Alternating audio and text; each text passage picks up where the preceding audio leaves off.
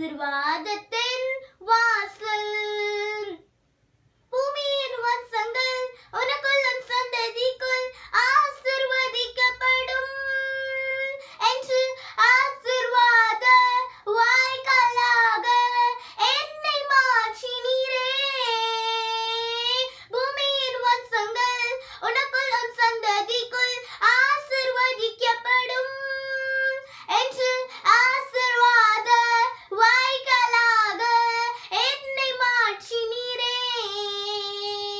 சொன்னதை செய்யும் வரையில் என்னை கைவிடவே மாட்டீர். சொன்னதை செய்யும் அளவும் என்னை கைவிடவே மாட்டீர். ஏல் பெத்தேல் இது வானத்தின் வாசல். என் ஏசையா ஆசீர்வாதத்தின் வாசல். செல்லும் இடமெல்லாம் என்னோடு இருந்து என்னை கனப்படுத்துவீர். தகப்பன் தேசத்துக்கு திரும்பும் வரையில் என்னை காப்பாற்றுவீர். செல்லும் இடமெல்லாம் என்னோடு இருந்து என்னை கனப்படுத்துவீர். தகப்பன் தேசத்துக்கு திரும்பும் வரையில் என்னை காப்பாற்றுவீர். சொன்னதை செய்யும் வரையில் என்னை கைவிடவே மாட்டீர். சொன்னதை செய்யும் அளவும் என்னை கைவிடவே மாட்டீர். ஏல் பெத்தேல் இது வானத்தின் வாசல். என் ஏசையா ஆசீர்வாதத்தின் வாசல். ஏல் பெத்தேல் இது வானத்தின் வாசல். என் ஏசையா ஆசீர்வாதத்தின் வாசல். தலை சாய்க்கும் கல் நீரையா மூளைக்கல் நீரையா நான் நம்பும் தலை சாய்க்கும் கல் நீரையா மூளைக்கல் நீரையா. நாம் ஜெபிக்கலாம். அன்பின் பரலோக பிதாவே, ஆண்டவரே, இந்த நல்ல அருமையான வேலைக்காக நாங்கள் உம்மை துதிக்கிறோம். ஆண்டவரே, உம்மை ஸ்தோத்திரிக்கிறோம். அப்பா கர்த்தாவே, உம்முடைய வல்ல கரத்திற்குள்ளாக உம்முடைய பிள்ளைகள் எங்களை பூரணமாக தாழ்த்துகிறோம். இந்த நாளின் வேத வார்த்தைகளை கொண்டு உம்முடைய பிள்ளைகள் எங்களோடு கூட நீர் பேச வேண்டும் என்று சொல்லி ஆண்டவரே, உம்முடைய வார்த்தை உம்முடைய பிள்ளைகள் எங்களுக்கு ஆசீர்வாதமாய் மாறும்படியாய் இந்த ஜீவ வார்த்தையினாலே உம்முடைய பிள்ளைகள் ஆசீர்வதிக்கப்படுவார்களாக. தேவ தயவு இன்றைக்கு உம்முடைய பிள்ளைகளுக்காக இறங்க வேண்டும் என்று சொல்லி ஆண்டவர் இயேசுவின் நாமத்தினாலே ஆண்டவரே, உம்முடைய பிள்ளைகள் ஆசீர்வதிக்கப்படும்படியாய் இவைகளிலும் பெரிதானவைகளை நீ காண்பாய் என்று சொன்ன ஆண்டவர், இன்றைக்கு இந்த ஆசீர்வாதத்தினாலே உம்முடைய பிள்ளைகள் நிரப்பப்பட ஆண்டவரே, உம்முடைய பிள்ளைகளுடைய குடும்பங்கள் நிரப்பப்பட இன்றைக்கு தேவ வல்லமை பலமாய் எங்கள் நடுவிலே வெளிப்படும்படியாய் ஜெபிக்கிறேன். ஆண்டவரே, தேவனாகிய கர்த்தர் எங்களோடு கூட இந்த வேளையிலே பேசும்படியாய் ஜெபிக்கிறேன். தாழ்த்தி உம்முடைய கருத்துக்கள் ஒப்புக்கொண்டிருக்கிறேன். ஆண்டவரே, மகிமைப்படுவீராக, ஆசீர்வதிப்பீராக. இயேசுவின் நாமத்தில் பிதாவே, ஆமென். கர்த்தருடைய பரிசுத்த நாமத்திற்கு ஸ்தோத்திரம் உண்டாவதாக. 2 சாமுவேலின் புஸ்தகம் 22ஆம் அதிகாரம் 29வது வசனத்தை நான் வாசிக்கிறேன். 2 சாமுவேலின் புஸ்தகம் 22வது அதிகாரம் 29வது வசனம். கர்த்தராகிய தேவரீர் என் விளக்காயிருக்கிறீர், கர்த்தர் என் இருளை வெளிச்சமாக்குகிறவர். கர்த்தராகிய தேவரீர் என் விளக்காக இருக்கிறீர். அவர் என் விளக்காய் இருக்கிறபடியினால் என் இருளை அவர் வெளிச்சமாக்குவார் என்பதாக அங்கே தாவீது சொல்லுகிறதை நம் இந்த வேத பகுதியிலே படிக்கிறோம். பிரியமானவர்களே, என் இருளை தேவன் வெளிச்சமாக்குவார். ஒருவேளை நான் இருளின் பாதையிலே கடந்து போகும் பொழுது என் தேவன் எனக்கு வெளிச்சமாய் இருக்கிறபடியினால் என்னுடைய எல்லா இருளும் வெளிச்சமாக மாறும் என்று சொல்லி ஒரு பக்தன் சொல்லுகிறதை பார்க்கிறோம். பார்க்கிறோம். தேவனுடைய பக்தன், தேவனால் தெரிந்து கொள்ளப்பட்டவன், தேவனுடைய இதயத்திற்கு ஏற்றவன், அவனுடைய வாழ்க்கையிலும் அவன் இருளின் பாதையின் வழியாய் கடந்து போனான் என்பதையும், அந்த இருளை வெளிச்சமாக்க தேவன் தம்முடைய வெளிச்சத்தை அனுப்பி, தேவன் தம்முடைய சத்தியத்தை அனுப்பி, தேவன் தம்முடைய வசனத்தை அனுப்பி அவனுக்கு வெளிச்சத்தை காட்டினார் என்பதாக அவன் இங்கே இந்த வேத பகுதியிலே சொல்லுகிறதை நாம் இந்த வேத வசனத்திலே படிக்கிறோம். பிரியமானவர்களே, ஆதியாகமத்தின் புஸ்தகம் 1ஆம் அதிகாரத்திலே நாம் படிக்கும் பொழுது, அங்கே பூமியிலே தேவன் அந்த உலகத்தை படைத்த பொழுது பூமியானது ஒழுங்கின்மையும் வெறுமையுமாய் இருந்தது என்று வேதம் சொல்லுகிறது. ஏனென்று சொன்னால் ஆழத்தின் மேல் இருள் இருந்தது. பூமியானது ஒழுங்கின்மையும் வெறுமையுமாய் இருந்தது. காரணம், அங்கே இருள் காணப்பட்டுக் கொண்டிருந்தது. அந்த இருளை மாற்றுவதற்கு தேவ ஆவியானவர் ஜலத்தின் மேல் அசைவாடி கொண்டிருந்தார். தேவன் வெளிச்சம் உண்டாக கடவது என்று சொன்னார், வெளிச்சம் உண்டாயிற்று.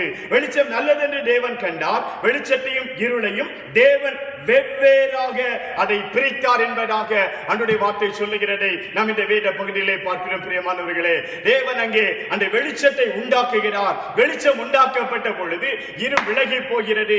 இருளும் வெளிச்சமும் பிரிக்கப்படுகிறது. மாத்திரமல்ல, ஒழுங்கற்று காணப்பட்ட, ஒழுங்கின்மையும் வெறுமையுமாய் காணப்பட்ட இந்த பூமியானது ஒழுங்கான ஒரு பூமியாக அங்கே வடிவமைக்கப்படுகிறதை நாம் இங்கே வேதத்திலே பார்க்கிறோம். பிரியமானவர்களே, இந்த வேத புஸ்தகம் அப்படி சொல்லுகிறது. உலக பிரகாரமான, அதாவது மாம்சீகமான இந்த வெளிச்சத்தை குறித்தும், நாம் காண்கிற இந்த வெளிச்சத்தை குறித்தும், இந்த வெளிச்சமானது எப்படி இருளை விரட்டுகிறது என்பதை குறித்தும் இந்த வேதம் சொல்லுகிறது.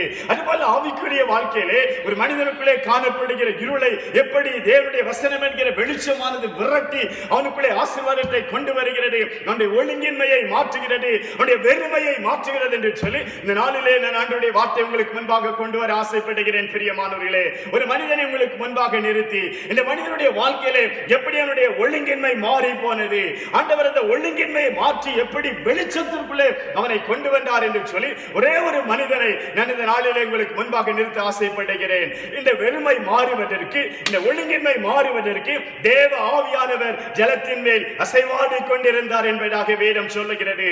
தேவ ஆவியானவர் கிரியை செய்த பொழுது அங்கே ஒழுங்கின்மை, வெறுமை மாற ஆரம்பிக்கிறது.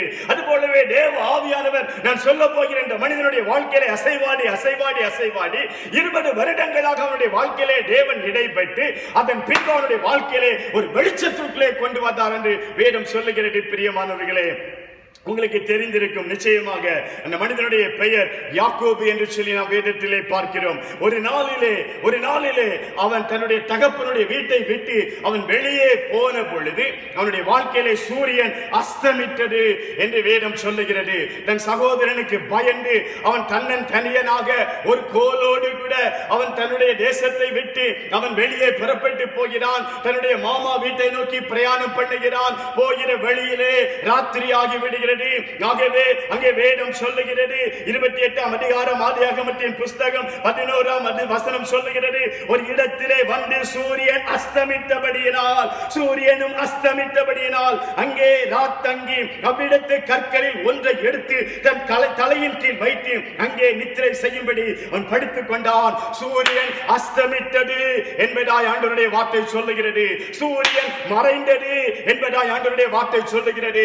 யாக்கோபே, உன் வாழ்க்கையிலே ஒரு இருள் சூழ்ந்து கொண்டது என்றே சொல்ல வேண்டும். ஒருவேளை இது காலத்தை குறிப்பதற்காக அவனுடைய பிரயாணத்திலே அங்கே சூரியன் அஸ்தமித்து விட்டபடியினால் அவன் தங்குகிறான் என்பதை குறிப்பதற்காக சொல்லப்பட்டாலும் உண்மையிலேயே யாக்கோபுடைய வாழ்க்கையில அங்கே சூரியன் அஸ்தமித்து போனது. பிரியமானவர்களே, ஒரு இருள் அவனை சூழ்ந்து கொள்ள ஆரம்பித்தது.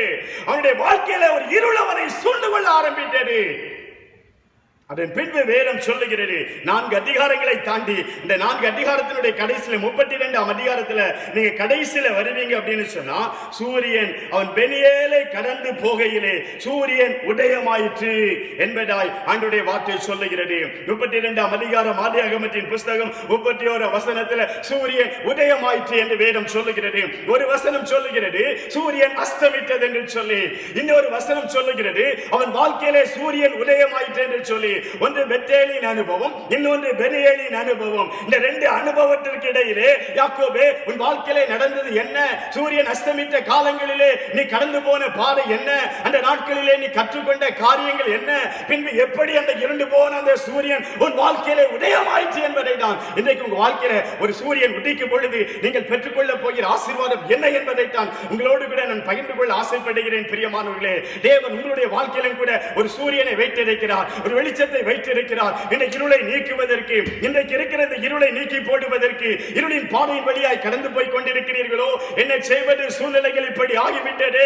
எதிர்பாராத சில சூழ்நிலைகளின் வாழ்க்கையை இருளுக்குள்ளே தள்ளிவிட்டது. இந்த இருளில் இருந்து எப்படி வெளிச்சத்திற்கு வருவது என்று சொல்லி நீங்கள் கலங்கிக் கொண்டிருக்கிறீர்களோ? இன்றைக்கு இந்த ஒரே ஒரு மனிதனை மாத்திரம் உங்களுக்கு முன்பாக நிறுத்தி இந்த மனிதனுடைய வாழ்க்கையில் அவன் இருளை விட்டு வெளியே வருவதற்கு அவனுக்கு உதவி செய்த காரியங்கள் என்ன? யார் இந்த யாக்கோபு? என்னுடைய சுபாவங்கள் எப்படி இருந்தது? அந்த சுபாவங்கள் எப்படி மாற்றப்பட்டது? தேவன் அந்த இருளை எப்படி வெளிச்சமாக்கினார் என்பதை சொல்லி தேவன் நம்முடைய வாழ்க்கையிலும் கூட இருளை வெளிச்சமாக்குகிறவர், அங்கே நம்மை ஆசீர்வதிக்கிறவர், வெளிச்சம் வருகிற இடத்திலே நம்முடைய வாழ்க்கையில ஆசீர்வாதத்தை கொண்டு வருகிறவர். மாத்திரமல்ல, நம் அநேகருக்கு ஆசீர்வாதமான பாத்திரங்களாக தேவன் நம்மை மாற்றுகிறவர் என்பதாய் இந்த நாளிலே நான் ஆண்டவருடைய வார்த்தை உங்களுக்கு பகிர்ந்து கொள்ள ஆசைப்படுகிறேன். பிரியமானவர்களே, இந்த யாக்கோபுடைய வாழ்க்கையை பார்ப்பீர்களேனால் இந்த பெத்தேலின் அனுபவம், பெனியேலின் அனுபவம் என்று சொன்ன உடனே நீங்கள் யாக்கோபை நினைவு கூறுவீர்கள். இந்த யாக்கோபு பெத்தேலுக்கும் பெனியேலுக்கும் இடையிலே இன்னும் கூட ரெண்டு அனுபவத்தின் வழியாய் கடந்து வந்திருக்கிறார். அவர் தான் மிஸ்பா என்கிற ஒரு பெயரை வைக்கிறார். அவருடைய வாழ்க்கையிலே மிஸ்பாவின் அனுபவம் ஒன்று காணப்படுகிறது.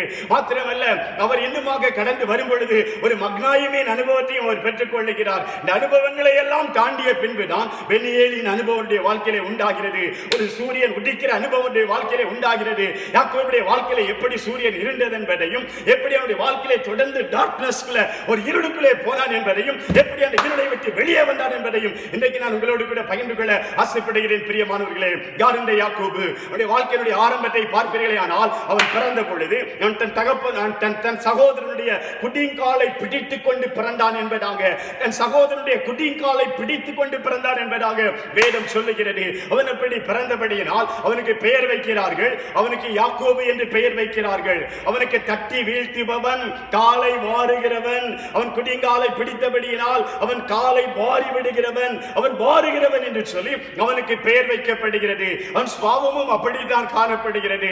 அவன் வாருகிறவனாய், மற்றவர்களிடத்திலிருந்து எதையாவது வாரிக்கொள்ளுகிறவனாய் இந்த யாக்கோபு காணப்பட்டான். பிரியமானவர்களே, தன் சகோதரனிடத்திலிருந்து சேஷ்ட புத்திர பாகத்தை வாரிக்கொண்டான். தன் தகப்பனிடத்திலிருந்து ஆசீர்வாதங்களை வாரிக்கொண்டான். என்னுடைய மாமனாரிடத்திலிருந்து அவருடைய உடைமைகளை, அவருடைய ஆஸ்திகளை அவன் வாரிக்கொள்ளுகிறவனாய் காணப்படுகிறான். ஆட்டு மந்தைகள், மாட்டு மந்தைகளை எப்படி வாரிக்கொள்வது என்பதிலே அவன் கை தேர்ந்தவனாய் காணப்பட்டான். இப்படி அவன் வாரிக்கொள்ளுகிற, எத்துகிற, ஏமாற்றுகிற சுபாவம் உடையவன் என்பதாய் வேதம் அவனை பற்றி சொல்லுகிறது. பிரியமானவர்களே, மாத்திரமல்ல, அவன் பொய் சொல்லுகிறவனாய் காணப்படுகிறான். ஒரு முறை தகப்பன் கேட்கிறார், மகனே, இந்த ஆட்டுக்குட்டி உனக்கு எப்படி கிடைத்தது?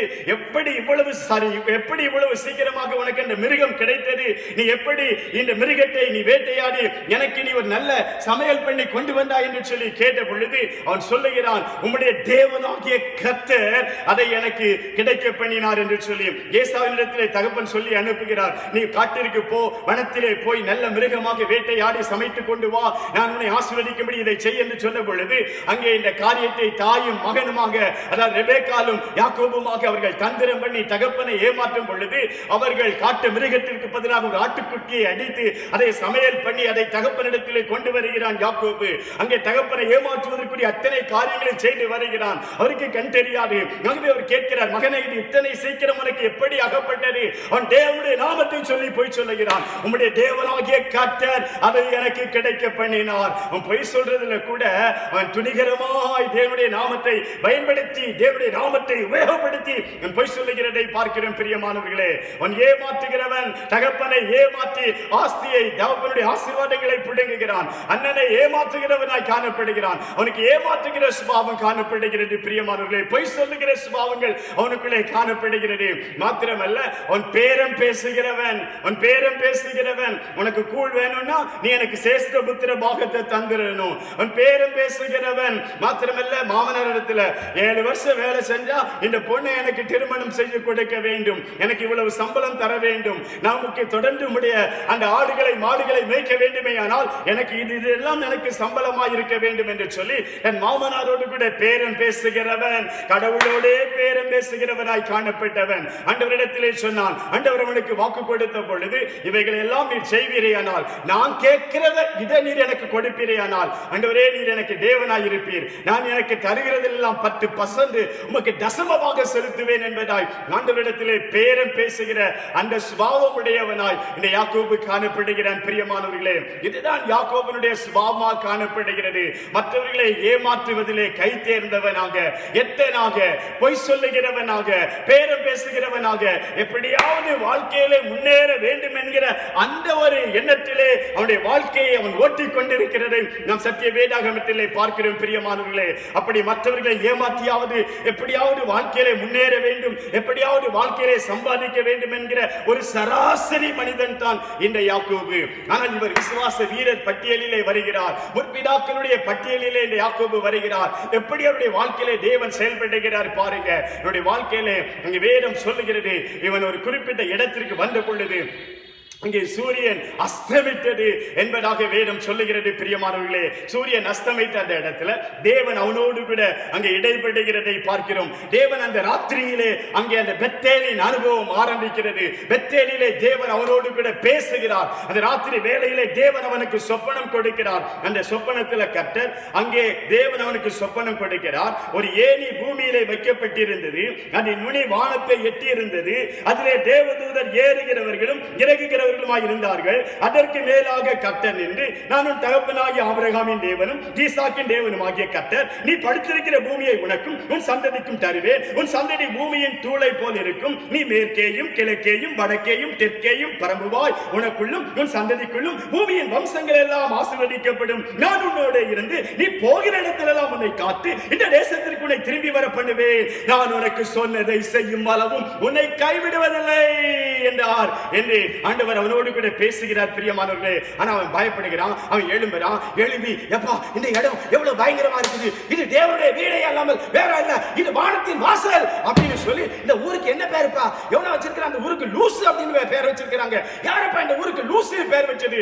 இது லூஸ் அல்ல, இது பெத்தேல், இது வானத்தின் வாசல், ஏல் பெத்தேல், இது தேவனுடைய வீடு அப்படின்னு சொல்லி அவன் அங்கே இந்த ஊருக்கு புது பேர் வைக்கிறான். ஊர் ஜனங்களை கூப்பிட்டிருப்பான், எப்ப லூசுன்னு பேர் வச்சிருக்கீங்க, இது லூசுலப்பா, இங்க தேவன் வாசம் பண்ணுகிறார், தேவன் இங்கே இந்த இடத்திலே உலாவுகிறார். ஓ, நான் தேவனை பார்த்தேன் என்று சொல்லி அதற்கு பெத்தேல் என்று பெயர் வைக்கப்படுகிறது. மாத்திரமல்ல, அவனுடைய வாழ்க்கையில அங்க நடக்கிற காரியம் பாருங்க. இப்பொழுதும் அவனுடைய வாழ்க்கையில தேவனோடு கூட அவன் பேரம் பேசுகிறவனாய் என்ன பேசுகிறான்? ஆண்டவரே, இதெல்லாம் எனக்கு ஒன்றும் பெரிய காரியம் இல்லப்பா. அவர் சொல்றாரு, நிறைய உன்னை ஆசீர்வதிப்பேன், உன்னை ஆசீர்வதிப்பேன், உன் சந்ததி ஆசீர்வதிப்பேன். இன்னும் அவனுக்கு திருமணமே ஆகவில்லை, ஆனால் அவன் சந்ததி ஆசீர்வதிப்பதாக தேவன் சொல்லுகிறார். அவன் சந்தானத்தை ஆசீர்வதிப்பதாக, அவனுடைய சந்ததியாக அவன் ஆசீர்வாதத்தின் வாய்க்காலாக இந்த பூமிக்கு இருக்க போவதாக. ஆபிரகாமுக்கு என்ன வாக்குத்தத்தத்தை கொடுத்தாரோ அத்தனையும் இன்றைக்கு தேவன் இந்த யாக்கோபுக்கு கொடுக்கிறதை நாம் வேதத்திலே பார்க்கிறோம். பிரியமானவர்களே, ஆனால் எக்ஸ்ட்ரா ஒரு காரியத்தை சொல்லுகிறாரு, நான் உனக்கு சொன்னதை செய்கிற வரைக்கும் உன்னை கைவிட மாட்டேன், உன்னை விட்டு விலக மாட்டேன் அப்படின்னு சொல்லி ஆண்டவர் அவனுக்கு வாக்கு கொடுக்கிறதை பார்க்கிறோம். இவ்வளவு பெரிய வாக்குத்தத்தத்தை கொடுக்கிறாரு. நீ அநேகருக்கு தகப்பனாக போகிறார், மேற்கே கிழக்கே தெற்கே வடக்கே நீ பரம்ப போகிறாய் என்பதெல்லாம் ஆண்டவர் சொல்லிக் கொண்டு வருகிறார். ஆனா நம்மால என்ன கேட்கிறோம் பாருங்க, ஆண்டவரே எனக்கு உண்ண உணவு, உடுக்க உட, இருக்க இருப்பிடம் தந்து என்னை என் தகப்பன் தேசத்திற்கு சுகமாய் திரும்பி வர பண்ணினார். ஆண்டவரே, நீர் எனக்கு கொடுக்கிற எல்லாவற்றிலும் உமக்கு தசம பாகம் கொடுப்பேன், 10ல் 1 உமக்கு தருவேன். ஆண்டவரே, நீர் எனக்கு தேவனாய் இருப்பீர் என்று சொல்லி அவன் தேவனோடு கூட பேரம் பேசுகிறவனாய் காணப்படுகிறான். பிரியமானவர்களே, ஆண்டவர் அவனுடைய சுபாவத்தை கட்டி எழுப்ப விரும்புகிறார். அவனை ஆசீர்வாதத்தின் வாய்க்காலாய் மாற்ற விரும்புகிறார். அவன் அநேகருக்கு ஆசீர்வாதமான பாத்திரமாய் மாற அவனை மாற்ற வேண்டும் என்று தேவன் விரும்புகிறார். ஆகவே அவனோடு கூட தேவன் இடைபடுகிறார். பாருங்க, யெகோவா, நான் உன்னை ஆசீர்வதிப்பேன், நான் கூட இருப்பேன், உன்னை அநேகருக்கு ஆசீர்வாதமான வாய்க்காலாய் மாற பண்ணுவேன் எல்லாம் தேவன் சொல்லுகிறார்.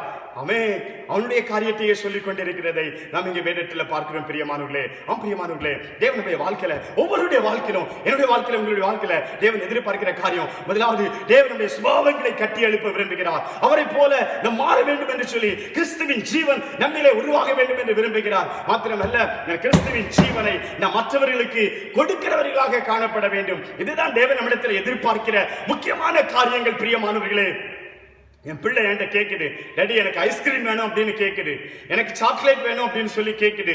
நான் உடனே என்னுடைய மகளை பார்த்து சொல்லுகிறேன், சரிம்மா நான் உனக்கு ஐஸ்கிரீம் வாங்கி தருகிறேன், நீ இன்னைக்கு இந்த பைபிள்ல இந்த வசனத்தை நீ மனப்பாடம் பண்ணி இருக்கணும். எனக்கு சாக்லேட் வேணும் டாடி, சரி நான் உனக்கு சாக்லேட் வாங்கி தருகிறேன், நீ இன்னைக்கு நல்லா ஜெபம் பண்ணி இருக்கணும், இல்லைன்னா நீ இன்னைக்கு ஒரு பாட்டு மனப்பாடம் பண்ணி இருக்கணும், ஒரு புது பாட்டு நீ கற்றிருக்கணும், இல்லைன்னா நீ ஹோம்ஒர்க்கை முடிச்சிருக்கணும், இல்லைன்னு சொன்ன நீ இந்த காரியத்துல நீ பெற்றோருக்கு கீழ்ப்படியணும், ஏதோ ஒரு காரியத்தை என் பிள்ளைக்கு நான் சொல்லுகிறேன். உடனே அதுவும் கீழ்ப்படியுது, சரி நான் பைபிள் படிக்கிறேன், நான் ஜெபம் பண்ணுகிறேன், நான் இன்னைக்கு இந்த காரியத்தை செய்கிறேன் அப்படின்னு சொல்லி அந்த காரியத்தை என் பிள்ளை செய்கிறது. உடனே அவள் கேட்கிற அந்த ஐஸ்கிரீமை, அவள் கேட்கிற அந்த சாக்லேட்டை நான் கொண்டு போய் வாங்கி கொடுக்கிறேன். பிரியமானவர்களே, இதனுடைய காரியம் என்ன? என்னுடைய வாழ்க்கையிலே அங்கே நான் இன்னொரு காரியத்தை என் பிள்ளைகளுடைய வாழ்க்கையிலே ஒரு பெரிய நோக்கத்தை வைத்திருக்கிறேன். தேவன் நீங்கள் கேட்ட உடனே சில காரியங்களை தருகிறார். ஒரு வீட்டை கேட்கிறீங்க, வீட்டை கொடுக்கிறாரு. ஒரு நீங்க ஒரு நிலத்தை கேட்கிறீங்க, நிலத்தை கொடுக்கிறாரு. ஒரு வாகனத்தை கேட்கிறீங்க, கொடுக்கிறாரு. ஒரு படிப்பை கேட்கிறீங்க, ஒரு பதவியை கேட்கிறீங்க, ஒரு பட்டத்தை கேட்கிறீங்க, ஒரு கல்லூரியை கேட்கிறீங்க, தேவன் அதை உங்கள் வாழ்க்கையில உங்களுக்கு கொடுக்கிறார். பிரியமானவர்களே, ஆனால் அதற்கு பின்னே உள்ள அந்த நோக்கம் என்ன?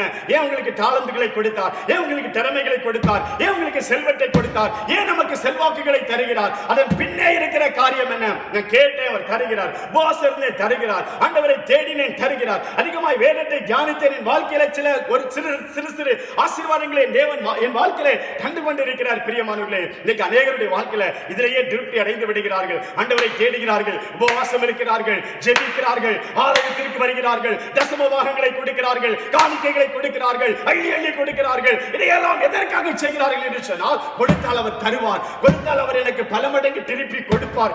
இன்னைக்கு 10,000 ரூபாய் கொடுத்தா எனக்கு ஆண்டவர் 1,00,000 திருப்பி கொடுப்பாரு. என்னுடைய மாட்டு மண்டை ஆசீர்வதிக்கப்படும், என்னுடைய பிசினஸ் ஆசீர்வதிக்கப்படும், என்னுடைய பொருளாதாரம் ஆசீர்வதிக்கப்படும். இந்த நோக்கத்திலேயே நாம் தேவனோடு கூட பேரம் பேசிக் கொண்டிருக்கோம். என் பிள்ளை கேட்குது, டாடி எனக்கு ஐஸ்கிரீம், சரிமா ஐஸ்கிரீம் வாங்கி தாரேன், ஆனா நீ இந்த காரியத்தை செய்யணும். இப்படியே என்னுடைய பிள்ளை கேட்டுக்கொண்டிருக்குமே ஆனால் நான் ஐஸ்கிரீமையும் சாக்லேட்டையுமே வாங்கி கொடுத்து கொண்டிருப்பேனே ஆனால் இது என்னுடைய நோக்கம் அல்ல. பிரியமானவர்களே, உங்களுக்கு நம் வெறும் ஆசீர்வாதத்தை மட்டும் கொடுப்பது, வீட்டையோ காரையோ பங்களாவையோ கொடுப்பது மாத்திரம் என்னுடைய விருப்பம் அல்ல. அதற்கு பின்னே இதை கொடுத்து இப்படி நீங்கள் தேடி வரும் பொழுது, இப்படி நீ உபவாசம் இருக்கும் பொழுது, இப்படி நீங்கள் ஜெபிக்க ஆரம்பிக்கும் பொழுது, இதை நிமித்தமாய் உங்கள் சுபாவங்கள் கட்டி எழுப்பப்பட வேண்டும் என்று விரும்புகிறார். ஏன் பைபிளை படிக்கணும்னு சொல்லுகிறேன், ஏன் நீ ஜெபம் பண்ணணும்னு சொல்லுகிறேன், ஏன் மனப்பாடம் பண்ணணும்னு சொல்லுகிறேன், இது நிமித்தமாய் என் பிள்ளைகளுடைய சுபாவங்கள் மாற ஆரம்பிக்கும் என்று நான் எதிர்பார்க்கிறேன். பிரியமானவர்களே, அநேகருடைய வாழ்க்கையில அவர்கள் ஜெபிக்கிறார்கள், அவர்கள் வேதத்தை தியானிக்கிறார்கள், ஆண்டவரை நோக்கி பார்க்கிறார்கள், ஆண்டவர் அவர்களுக்கு உலக பிரகாரமான நன்மைகளை கொடுக்கிறார். எதற்காக கொடுக்கிறார்? இதை பெற்றுக்கொண்டாவது நீ தொடர்ந்து என்னை தேடும் பொழுது உன் சுபாவங்கள் மாறிவிடுமே என்று எதிர்பார்க்கிறார். பிரியமானவர்களே, யாக்கோபுடைய வாழ்க்கையில் தேவன் அப்படித்தான் சொல்லுகிறார், உனக்கு இதெல்லாம் தருவேன்பா. இதற்காக உன் சுபாவத்தை நான் மாற்றுவதற்காக, உன்னை என்னை போல மாற்றுவதற்காக, என் ஜீவன் உன்னிலே உருவாக்கப்பட வேண்டும் என்பதற்காக நம்முடைய வாழ்க்கையில் கூட தேவன் அப்படி இடைப்படுகிறார். நம்முடைய சுபாவத்தை மாற்ற வேண்டும் என்று சொல்லி, கிறிஸ்துவின் ஜீவன் நமக்குள்ளே உருவாக வேண்டும் என்று சொல்லி, அதற்காக தான் சில ஆசீர்வாதங்களை தருகிறார். நம்ம ஆசீர்வாதத்தை தேடி தேடி ஓட ஓட ஓட ஆண்டவர் என்னுடைய வாழ்க்கையிலே நான் அவரை தேடி ஓடுகிறேன், ஆண்டவரை தேடி ஓடுகிறேன், ஆசீர்வாதத்தை தேடி ஓடுகிறேன். ஓட ஓட ஓட ஓட எனக்கு லாபமா இருந்தவைகள் எவைகளோ அவைகளை நான் நஷ்டம் என்று எண்ணுகிறேன். ஆண்டவரை தேடி ஓட ஓட ஓட என் ஆண்டவர் அங்கே இருக்கிறார், ஆனா பக்கத்துல போக முடியல, ஓடுகிறேன். ஏதோ என்னை தடுக்கிறது. எனக்கு லாபமா இருந்தவைகளா இருக்கலாம், ஆனா ஆண்டவரை தேடி செல்கிறபடினால் அதை உதறுகிறேன், அந்த கோபத்தை உதறுகிறேன், அந்த பொறாமையை உதறுகிறேன், அந்த கசப்பை உதறுகிறேன், அந்த வைராக்கியத்தை உதறுகிறேன். என் ஆண்டவரை தேடி செல்வதற்கு எதெல்லாம் எந்த சுபாவங்கள் எல்லாம் தடை செய்கிறதோ அதையெல்லாம் நான் புறப்படுத்தி ஆண்டவரை நெருங்கி ஓடுகிறேன். பிரியமானவர்களே, யாக்கோபுடைய வாழ்க்கையில் தேவன் அதைத்தான் செய்ய ஆரம்பித்தார். இந்த ஒழுங்கின்மையை மாற்றுவதற்கு தேவன் இடைபட ஆரம்பிக்கிறார். யாக்கோபின் வாழ்க்கையில் இடைபட ஆரம்பிக்கிறார். வாக்குத்தத்தத்தை கொடுத்துட்டாரு. பிரியமானவர்களே, வாக்குத்தத்தத்தை கொடுத்த உடனே நம்ம நினைச்சிடறோம் நாளைக்கு நிறைவேற ஆரம்பிச்சிடும், நாளைக்கு என் வாழ்க்கையில எல்லா வாக்குத்தத்தம் நிறைவேற ஆரம்பிக்கும் அப்படின்னு நினைக்கிறோம். அதுதான் தவறான காரியம். தேவன் என்னுடைய வாழ்க்கையில எத்தனையோ வாக்குத்தத்தங்களை கொடுத்தார். நானும் ஆரம்ப கட்டத்தில் அப்படிதான் நினைப்பேன், இன்னைக்கு கொடுத்துட்டா நாளைக்கு எல்லாம் நடக்க ஆரம்பிச்சிடும் அப்படின்னு நினைப்பேன். ஆனா அதுக்கு பிறகுதான் அந்த வாக்குத்தத்தம் நிறைவேறுவதற்கு ஏதுவாக தேவனை நடத்த ஆரம்பிக்கிறது என்னால் விளங்கிக் கொள்ள முடிந்தது. பிரியமானவர்களே, வாக்கு கொடுத்த பின்பு அந்த வாக்குத்தத்தத்தை நிறைவேற்றுவதற்கு ஏதுவாக தேவன் நடத்தி சொல்லுவார். அவர் கொடுப்பார் வாக்குத்தத்தம். என்னுடைய வாழ்க்கையில ஏராளமான வாக்குத்தத்தங்களை கொடுத்திருக்கலாம். உங்கள் கையில் அநேக வாக்குத்தத்தங்கள் இருக்கலாம். இந்த வருடத்தின் ஆரம்பத்திலே தேவன் நமக்கு கொடுத்த வாக்குத்தத்தம் கூட, நான் உனக்கு சொன்னதை செய்கிற வரைக்கும் நான் உன்னை விட்டு விலகுவதில்லை, உன்னை கைவிடுவதில்லை என்பதால் தேவன் நமக்கு வாக்கு கொடுத்திருக்கிறார். உங்களுக்கு அநேக வாக்குத்தத்தங்களை கொடுத்திருக்கிறார். இந்த வாக்குத்தத்தங்கள் எப்படி நிறைவேற போகிறது, உங்கள் வாழ்க்கையில எப்படி இந்த ஆசீர்வாதங்களை நீங்கள் சுதந்திரிக்க போகிறீர்கள். யாக்கோபே, உடைய வாழ்க்கையில நீ கடந்து போன பாதை என்ன? ஐயா, என் வாழ்க்கையில இருள் வந்த பின்பு இன்னும் அது அதிகமான இருளாகவே காணப்பட்டது. நான் நினைச்சேன் இந்த இருளுக்கு பின்பு ஒரு வெளிச்சம், ஆனா உடனே வரல. சரி, என்ன நடந்தது? என் மாமா வீட்டுக்கு போகிறேன். அங்கே மாமா வீடுல எல்லாம் நல்லா இருக்கும் அப்படின்னு சொல்லி நான் பார்த்தேன். அங்க பார்த்த நல்ல எனக்கு திருமண வாழ்க்கைக்கு ஏற்ற எல்லா வசதிகள் இருந்தது போல தெரிந்தது. நல்லா இருக்கும் அப்படின்னு சொல்லி பார்த்தா அங்க காரியம் இப்படி இருந்தது. அவன் தன்னுடைய மாமாவோட பேரன் பேசி இரண்டாவது பொண்ணு ராகேலுக்காக 7 வருடம் அவன் ஊழியம் செய்கிறான், வேலை செய்கிறான் மாமாவிடத்துல. 7 வருஷம் வேலை செஞ்ச பிறகு மாமா அவனை ஏமாற்றி விடுகிறான். இவன் எத்தன், மாமா எத்தனுக்கு எத்தனாய் காணப்படுகிறதை பார்க்கிறோம். இந்த எத்தனை எங்க கொண்டு போகணும்னு ஆண்டவர் சரியா தீர்மானிக்கிறார். பாருங்களேன், இவன் இங்க இருந்தா இவனை மாற்றவே முடியாது. இவன் இந்த 8 குணத்துல, இந்த ஏமாற்று குணத்துல இவன் ரொம்ப கில்லாடியாவே வளர்ந்துகிட்டு இருப்பான். எத்தனை மாற்ற தேவன் சித்தம் கொள்ளுகிறார். இந்த எத்தனை எங்க கொண்டு போய் சேர்க்கணுமோ அங்க கொண்டு போய் தேவன் சேர்க்கிறதை பார்க்கிறோம். இவன் எத்தனா, அவன் எத்தனுக்கு எத்தனுடைய மாமா லாபன் என்று சொல்லக்கூடியவன். இவனையே பலமுறை ஏமாற்றி இருக்கிறவர். 7 வருஷம் உழைக்கிறாரு, ராகேலுக்காக உழைக்கிறாரு. ஒரு நாள் 2 நாள் அல்ல, 1 மாச சம்பளம் அவனுக்கு கட் பண்ணப்படல. 7 வருட சம்பளம், 7 வருட கடின உழைப்பு அங்கே ஏமாற்றமாய் மாறுகிறது. சாயந்தரம் திருமணம் நடைபெறுகிறது. அந்த கால வழக்கப்படி முகம் மூடப்பட்டிருக்கிறது. அவனுக்கு மறுநாள் காலையிலே தான் தெரிகிறது, ஓ, திருமணமானது ராகேலோடு அல்ல, லேயாளை, மூத்த பெண்ணை, அவன் விரும்பாத பெண்ணை இப்படி அவன் திருமணம் செய்து கொள்ளுகிறான். அவனுடைய வாழ்க்கையில ஆரம்பமாகிறது, சரிவு ஆரம்பமாகிறது, இருள் ஆரம்பமாகிறது. கடின உழைப்பு, பகலிலே வெயில், இரவிலே குளிர் அவனை பட்சிக்கிறது. இத்தனை காரியங்களையும் அவன் பொறுமையோடு சகித்தது. அவன் ராகேலுக்காக சகிக்கிறான். ஆனால் அந்த 7 வருட உழைப்பு வீணாக்கப்படுகிறது, ஏமாற்றப்படி அழுகிறான், புலம்புகிறான். எங்க போக முடியும்? யாரிடத்தில் போய் என்ன சொல்ல முடியும்? அவனுடைய வாழ்க்கையிலே அங்க பாருங்க பிரியமானவர்களே, நம்முடைய வாழ்க்கையிலும் கூட தேவன் இப்படி இடைப்படுகிறவராய் காணப்படுகிறார். இரும்பை இரும்பு கருக்கிடும் அப்படின்னு நீதிமொழிகளின் புஸ்தகத்திலே சொல்லப்பட்டிருக்கிறது. மனுஷன் எதை விதைப்பாரோ அதையே அறுப்பான் என்பதாக நம்முடைய வார்த்தை சொல்லுகிறதை பார்க்கிறோம் பிரியமானவர்களே. அவரை குறித்து வேதம் சொல்லும் பொழுது சங்கீதத்தின் புஸ்தகத்தில் அவர் தயவுள்ளவனுக்கு தயவுள்ளவர் என்று சொல்லி சொல்லப்பட்டிருக்கிறது. அவர் புனிதனுக்கு புனிதன் என்று சொல்லி சொல்லப்பட்டிருக்கிறது. நீங்கள் சங்கீதம் 18ஆம் சங்கீதத்திலே 25வது வசனத்தை பார்ப்பீர்களே, ஆனால் தயவுள்ளவனுக்கு நீர் தயவுள்ளவராகவும், உத்தமருக்கு நீர் உத்தமராகவும், புனிதருக்கு நீர் புனிதராகவும், மாறுபாடு உள்ளவனுக்கோ நீர் மாறுபடுகிறவராகவும் தோன்றுகிறீர். மாறுபாடு உள்ளவனாய் இருக்கும் பொழுது யாக்கோபே தேவனுக்கு வாக்கு கொடுத்தார், உண்மைதான். உன்னை ஆசீர்வாதத்தின் வாய்க்காலாய் மாற்றப் போகிறார், உண்மைதான். ஆனால் நீ மாறுபாடு உள்ளவனாய் இருக்கிறாய், உன்னை மாற்ற தேவன் விரும்புகிறார். ஆகவே எங்க கொண்டு போகணும்? இந்த இரும்பை எங்க கொண்டு போகணும்? இது உரசப்படணும், இன்னொரு இரும்போடு உரசப்படணும். அது உரசதான், அது உரசப்படதான் என்னுடைய சுபாவங்கள் மாறும் என்பதை தேவன் இங்கே விளங்கிக் கொள்ளுகிறார். தேவன் நம்முடைய திருமண வாழ்க்கையில வரும் பொழுது அப்படித்தான் ஏற்ற துணையை ஏற்படுத்துகிறார். ஒருவரோடு ஒரு உரசி ஒரு இரும்பை கருக்கி அது ஷார்ப்பாக்கப்படுகிறது. பிரியமானவர்களே, நம்முடைய வாழ்க்கையிலே தேவன் எப்படி நம்முடைய வாழ்க்கையில இடைப்படுகிறார். இந்த யாக்கோபை எங்க கொண்டு போய் வைக்கணும்னு சொல்லி தேவன் திட்டமிடுகிறார். எங்க வச்சு இவனை உருவாக்க வேண்டும் என்று தேவன் திட்டமிடுகிறார். யாரை என் வாழ்க்கையிலே ஆண்டவர் உள்ளே குறுக்கே வர வைக்க வேண்டும் என்பதில் அவர் கவனமா இருக்கிறார். பிரியமானவர்களே, என் சுபாவங்களை மாற்றுவதற்காக யாக்கோபுடைய சுபாவங்களை தேவன் மாற்றுவதற்கு சித்தம் கொண்டபடியினால் அவருடைய வாழ்க்கையில லாபான்ட்ட கொண்டு போய் ஆண்டவர் சேர்த்து அங்கே அவனுடைய வாழ்க்கையில ஆண்டவர் சில பாடங்களை அவனுக்கு கற்றுக் கொடுக்கிறதை நம்ம இந்த வேத பகுதியிலே பார்க்கிறோம். பிரியமானவர்களே, நம்முடைய வாழ்க்கையில தேவன் அப்படி இடைப்படுகிறவர், நம்முடைய வாழ்க்கையில தேவன் அப்படி கிரியை செய்கிறவர். நம்முடைய சுபாவங்களை மாற்றுவதற்காக, நம்முடைய சுபாவங்களை கட்டி எழுப்புவதற்காக தேவன் இங்கே செயல்பட ஆரம்பிக்கிறார். உன்னுடைய வாழ்க்கையில தொடர்ந்து 20 வருடங்கள் அங்கே வேலை செஞ்சு முடிச்சுட்டான். 20 வருடங்களுடைய வாழ்க்கையில 10 முறை மாமா அவனுடைய சம்பளங்களை மாற்றுகிறதை நாம் வேதத்திலே பார்க்கிறோம். சம்பளம் உயர்வு அல்ல, போனஸ் அவனுக்கு கூட அல்ல, சம்பளம் 10 முறை அவனுடைய சம்பளம் அங்கே குறைக்கப்படுகிறது. பிரியமானவர்களே, 10 முறை அவனுடைய சம்பளத்தை மாமா குறைச்சிக்கிட்டே இருக்கிறாரு. இவன் உயர்றதை பார்த்து இவனுடைய சம்பளங்கள் குறைக்கப்படுகிறது.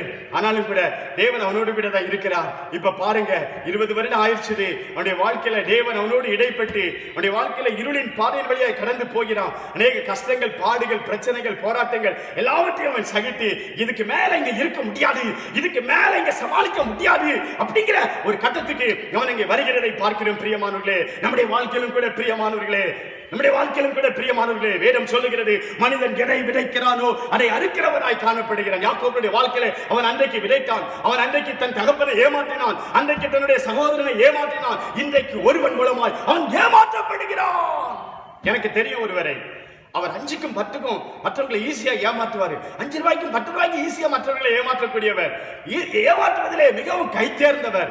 எத்தனையோ பேரை அவர் ஏமாற்றினார். எவ்வளவோ அவருடைய வாழ்க்கையை ஏமாற்றி அவர் எனக்கு நல்ல, அதாவது லட்சக்கணக்கான மதிப்புள்ள பொருட்களை அவர் சம்பாதித்து வைத்தார், வீட்டை சம்பாதித்தார், தனக்கு நல்ல பிசினஸ் பிளேஸை அவர் சம்பாதித்தார். பிரியமானவர்களே, ஆனா என்ன பாருங்க, இவ்வளவு காரியங்களை செய்தோம், அவருடைய வாழ்க்கையில ஏமாறவே மாட்டார் ஈஸியா. ஒரே ஒரு மனிதனிடத்துல அவர் ஏமாந்து போனாரு. எத்தனையோ பேரை ஏமாத்தினவரு, மற்றவங்களிடத்துல ஏமாறாதவரு, கடைசியில ஒரே ஒரு மனிதனிடத்துல அவருடைய ஆஸ்திகள் அத்தனையையும் மொத்தமா இழந்து போகும்படி ஒரு மனிதனிடத்துல அவர் ஏமாந்து போனார். பிரியமானவர்களே, தேவன் நம்முடைய வாழ்க்கையில எதை விதைக்கிறோமோ அதை அறுக்க பண்ணுகிற தேவனாய் இருக்கிறார். நல்லதை நான் விதைக்கும் பொழுது நல்லதை அறுக்க பண்ணுகிறார். நிச்சயமா அறுக்க பண்ணுவாரு. அதை நீங்க கவலையே பட வேண்டாம், நீங்க அதுக்காக கலங்கவே வேண்டாம். ஐயோ, எனக்கு நன்மை வரவில்லையே, நான் நல்லதை விதைத்தேனே, என்னுடைய பாதையிலே, என்னுடைய இந்த ரஸ்தாவிலே நான் நன்மையை விதைத்தேனே, எனக்கு ஆசீர்வாதம் வரவில்லையே என்று சொல்லி கவலையே படாதீங்க. பிரியமானவர்களே, நன்மை விதைத்தால் மேன்மை கண்டாயம் உண்டு. ஆண்டவர் எல்லாவற்றையும் அவர் கண்டு கொண்டிருக்கிறவர். இதை அவருடைய வாழ்க்கையில கண்டுகொள்ளுகிறான். பாருங்க, இந்த யாக்கோபு தன் மனைவி பிள்ளைகளோடு கூட சேர்ந்து எல்லாத்தையும் அவனுக்கு உண்டானவைகள் எல்லாம் அவன் எடுத்துக்கிற 20 வருஷம் மாமா வீட்டில் வேலை செஞ்சாச்சு. அவனுக்குன்னு சொல்லி கொஞ்சம் உடைமைகள் சேர்க்கப்படுகிறது. ஆடு மாடுகள் மிருக ஜீவன்கள் என்று அவனுடைய உடைமைகள் பெருகி இருக்கிறது. இப்பொழுது தன்னுடைய மனைவிமார்களை அழைத்துக் கொண்டு என்னுடைய வேலைக்காரங்கள் எல்லாம் கூட்டிக்கிட்டு ஆடு மாடுகள் ஜீவன்கள் எல்லாவற்றையும் எடுத்துக்கொண்டு அவன் தன்னுடைய தகப்பன் வீட்டை நோக்கி, அவன் பெத்தேலை நோக்கி அவன் பிரயாணப்பட ஆரம்பிக்கிறான். அப்படி அவன் அங்கே அந்த, அதாவது தன்னுடைய தகப்பன் வீட்டை நோக்கி பிரயாணப்பட்டு வர ஆரம்பிக்கும் பொழுது 3வது நாள்ல தான் மாமாவுக்கு செய்தி சொல்லப்படுகிறது. மாமாட்ட சொல்லாமலே வந்துட்டான். மாமா சொன்ன விடமாட்டார்னு பயம், மாமாட்ட சொல்லாமலே வந்துட்டான். 3வது நாள் மாமாவுக்கே செய்தி தெரிகிறது. ஓடி 3வது நாள்ல நான் செய்தி தெரிகிறது, இப்படி யாக்கோபு ஓடிட்டான் அப்படின்னு சொல்லி மனைவி பிள்ளைகளை எல்லாம் கூட்டிட்டு ஓடிட்டான்னு. உடனே லாபான் பின்னாடி துரத்திட்டு வாரான். 7வது நாள்ல கண்டுபிடிச்சிட்டான். 2 பேரும் ஒருத்தர் சந்திக்கும் பொழுது லாபான் சொல்லுகிறான், ஏன்னா உன் மேல கை வைக்கிறதுக்கு எனக்கு முடியும், ஆனால் தகப்பனின் தேவன் என்று இடைப்பட்டாரு, அவரு நன்மை என்று தீமை பேசக்கூடாதுன்னு சொன்னாரு அப்படின்னு சொல்லி எல்லா காரியத்தை சொல்லும் பொழுது அங்க 2 பேருக்கு இடையில ஒரு உடன்படிக்கை உண்டாகுது. பாருங்க, அந்த உடன்படிக்கையில அந்த இடத்துக்கு வந்து பேர் வைக்கிறாங்க.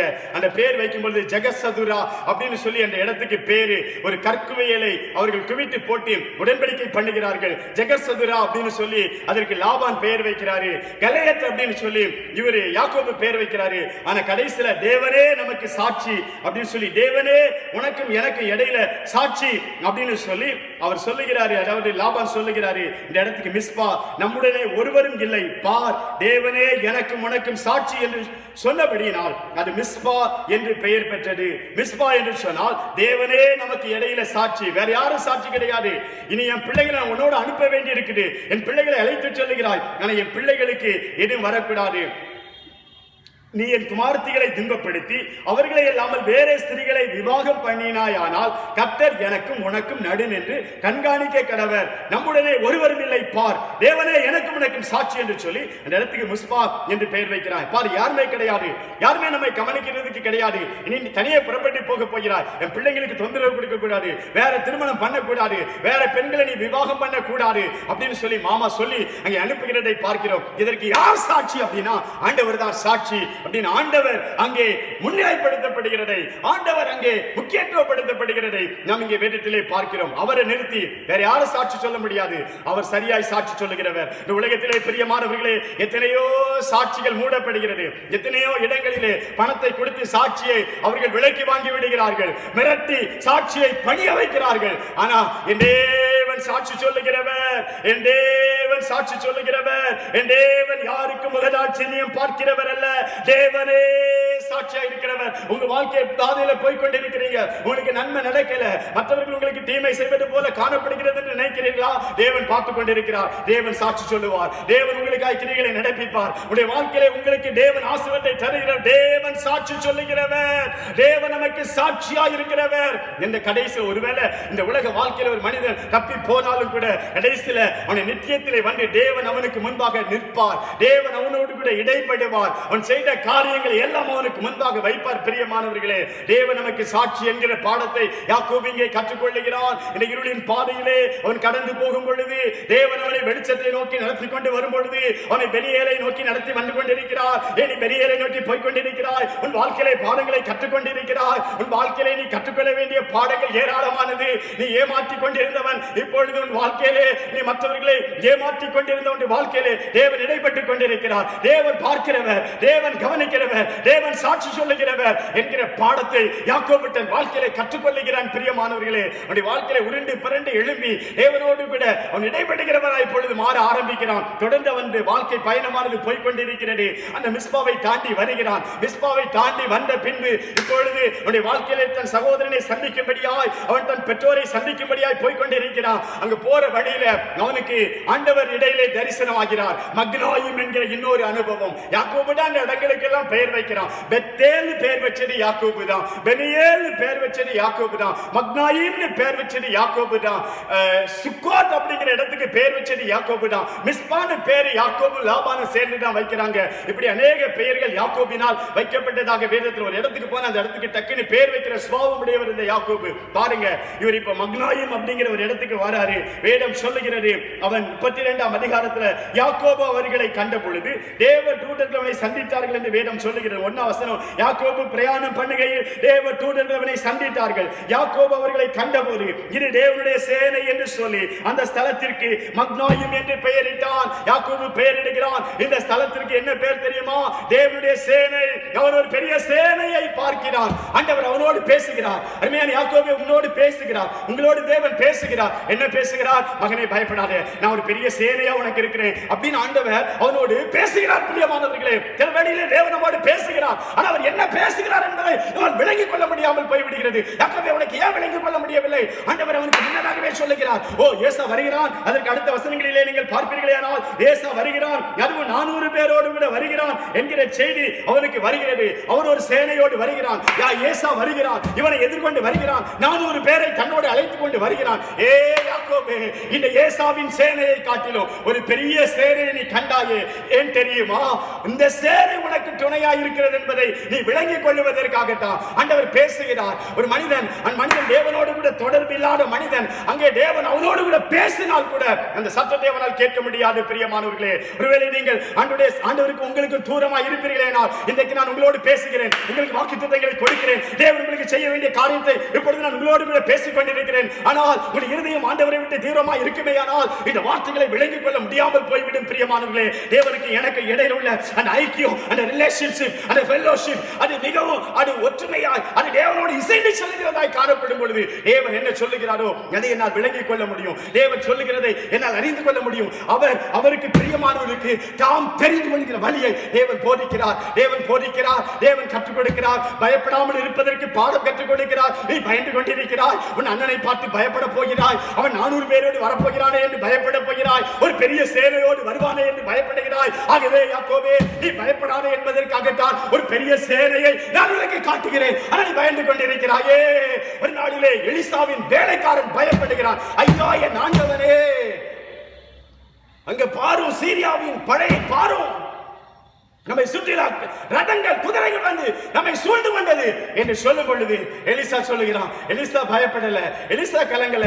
ஏன்னா அவனுக்கு ஒன்று தெரியும், அந்த சேனையை காட்டிலும், அந்த சீரியாவின் ராணுவத்தை காட்டிலும், சீரியாவின் படைபலத்தை காட்டிலும் 1000 மடங்கு தேவன் தனக்கு துணையாயிருக்கிறார். ஆகவே அவர் சொல்லுகிறார், எலிசா சொல்லுகிறார், உன் கண்கள் திறக்கும்படி, உன் கண்கள் திறக்கும்படி, ஆண்டவரே இவன் கண்கள் திறக்கும்படி வேண்டுகிறேன் என்று அங்கே ஆண்டவரிடத்தில் அவன் வேண்டுதல் செய்த பொழுது இவன் பார்க்கும்படி, இவன் கண்களை திறந்தரலும் என்று சொன்ன பொழுது கண்கள் திறக்கப்படுகிறது. அக்கினிமயமான ரதங்கள், குதிரைகள் இவர்களை சுற்றிலும் நிற்கிறதை பார்க்கிறார்கள். அங்கே குதிரைகள் வருகிறது, ரதங்கள் வருகிறது, சேனைகள் வருகிறது. ஆனால் இங்க அக்கினிமயமான ரதங்கள், அக்கினிமயமான குதிரைகள்.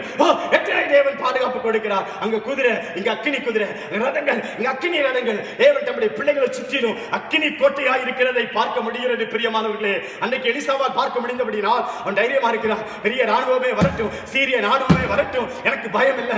எனக்கு ஒரு கோட்டை இருக்குது, எனக்கு ஒரு பாதுகாப்பு இருக்குது. யாக்கோபே, உன்னால் இதை விளங்கிக் கொள்ள முடியவில்லையே. தேவன் உனக்கு ஒரு சேனை வைத்திருக்கிறார். மக்னாயிம், அங்கே தேவ சேனை வந்திருக்கிறது. தேவ சேனை உனக்கு துணையா இருக்கிறது. தேவன் உனக்கு வெளிப்படுத்துகிறார். இருக்கிறார். ஆனால் தேவன் உன்னோடு கூட பேசுகிறதை உன்னால் கேட்க முடியாத அளவிற்கு உடைய காதுகள் அடைக்கப்பட்டிருக்கிறது, இருதயம் அடைக்கப்பட்டிருக்கிறது. உன் வழி தேவனுக்கு பிரியமில்லாதபடியினால் உன்னால் தேவ சத்தத்தை கேட்க முடியாமல் போய்விடுகிறது. யாக்கோபே, இந்த யாக்கோபுடைய வாழ்க்கையில இப்பொழுது ஒரு திருப்புமுனைக்கு வருகிறான். பிரியமானவர்களே, இதுதான் யாக்கோபுடைய வாழ்க்கையில ஒரு பெரிய திருப்புமுனை. என்ன நடக்கிறது? ஒரு டர்னிங் பாயிண்ட் வருகிறது, ஒரு பிரேக்கிங் பாயிண்ட் வருகிறது.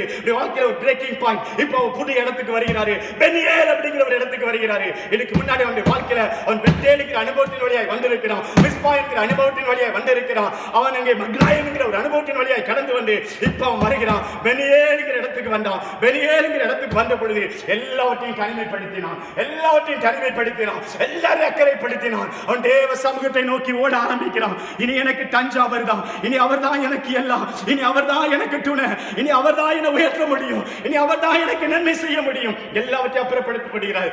இந்த கம்ப்யூட்டர் காலத்துல மனிதன் தனிமையாய் இருக்க, தேவனோடு கூட தனிமையாய் நேரங்களை செலவழிக்க முடியாதபடிக்கு மொபைல் போன் நம்மை தடுக்கிறது.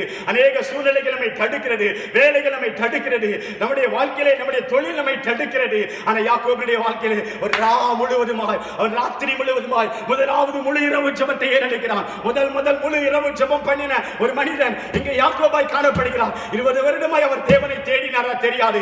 20 வருடமாய் அவருடைய வாழ்க்கையில என்ன நடந்தது? இப்பொழுது அவருடைய வாழ்க்கையிலே ஒரு நெருக்கடியான சூழ்நிலை.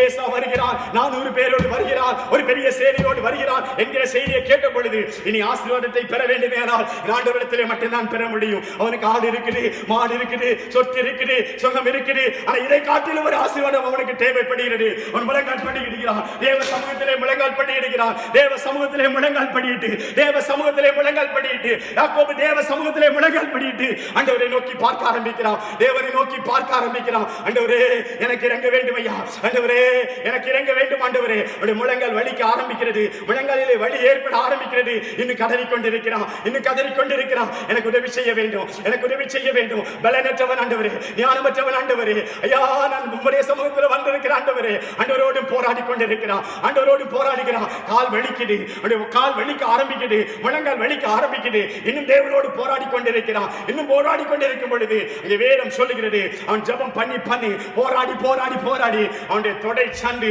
சுளுக்கி போய்விட்டது என்று வேதம் சொல்லுகிறது. தொடை சண்டு சுளுக்கி போய்விட்டது. இன்னும் ஆண்டவரை விடல, சுளுக்கிருச்சது அவனுடைய சரீரம், தொடை சண்டு சுளுக்கப்பட்டிருக்கிறது. அப்பொழுதும் அங்கே காரியம் என்ன பாருங்க, என்னை ஆசீர்வதித்தாலுடைய விட மாட்டேன், எனக்கு ஆசீர்வாதம் வேணும், எனக்கு ஆசீர்வாதம் வேணும், என்னை ஆசீர்வதிக்க வேண்டும். ஆசீர்வாதத்தின் மீது ஒரு தாகமாய் இருக்கிறது. தேவன் அங்கே பார்க்கிறார். பிரியமானவர்களே, எம்மாவூருக்கு 2 சீசர்கள் போகிறார்கள். அங்கே அவர்களோடு ஆண்டவரை நடந்து போகிறார். அங்கே ஒரு குறிப்பிட்ட இடம் வந்த பொழுது இயேசு அப்புறம் போகிறவர் போல காணப்பட்டார். அப்பொழுது அவர்கள் வருந்தி அழைத்தார்கள், எங்கள் வீட்டிற்கு வர வேண்டும், எங்களோடு அப்பம் புசிக்க வேண்டும். வருந்தி அழைப்போமேயானால், எப்படியாவது வர வேண்டும் என்று கூப்பிடுவோமேயானால் நிச்சயமா உங்க வீட்டுக்கு வருவாரு, உங்களை ஆசீர்வதிக்க உள்ளே வருவாரு. நீங்கள் அழைக்க வேண்டும், வருந்தி அழைக்க வேண்டும், ஏனோ தானோ என்று சொல்லி கூப்பிடுவோமேயானால் அவர் வரமாட்டார். பிரியமானவர்களே, இவன் காத்திருக்கிறான், தேவ சமூகத்திலே முழங்கால் படியிடுகிறான். என்னை ஆசீர்வதித்தால் ஒழிய, எனக்கு நன்மை செய்தால் ஒழிய விடமாட்டேன் ஆண்டவரே. தேவ சமூகத்திலே காத்திருந்த பொழுது, அவன் ஜெபம் பண்ண ஆரம்பித்த பொழுது தேவன் இறங்கி வருகிறார். ஆண்டவர் ஒரு கேள்வி கேட்கிறாரு, ஒரே ஒரு கேள்வி கேட்கிறார், உன் பேர் என்ன? உன் பேர் என்ன? என் பேரு ஏசா என்று இவன் சொல்லவில்லை. அன்றைக்கு தகப்பனிடத்தில் அப்பா கேட்டாரு, உன் பேர் என்ன? அப்பா என் பேர் ஏசா. இன்னைக்கு உன் பேர் என்ன? யாக்கோபு. எத்தன் ஏமாற்றுகிறவன், தட்டி பறிக்கிறவன் ஐயா, நான் ஏமாற்றுகிறவன் ஐயா. பேரை உணர்த்துகிறார். உன் பேர் என்ன தெரியுமா? நீ ஏமாற்றுகிறவன், நீ காலை வாருகிறவன், நீ தட்டி வீழ்த்துகிறவன். ஆமாண்டவரே, நான் தட்டி வீழ்த்துகிறவன் தையா, நான் ஏமாற்றுகிறவன் தையா, நான் எத்தன் தாயா, எத்தனையோ பேரை ஏமாத்திட்டேன், எத்தனையோ பேரை எத்திட்டேன், எத்தனையோ பேரை ஏமாற்றி ஏமாற்றி என் வாழ்க்கையில ஆண்டவரே. ஆனா ஒண்ணுமே இல்லப்பா, ஏமாற்றி ஏமாற்றி எல்லாத்தையும் இப்ப மொத்தமா ஒரே ப்ராஜெக்ட் வருது. எல்லாம் நான் ஏமாந்து போவதற்கு, என்னை ஏமாற்றுவதற்கு ஒரே ஒரு ப்ராஜெக்ட் வந்து கொண்டிருக்கிறது. என்றவரே என்னால முடியலப்பா, என்னுடைய திறமை ஒண்ணு இல்லப்பா, என்னுடைய ஞானம் இல்லப்பா. ஆண்டவருடைய சமூகத்திலே விழுகிறான்.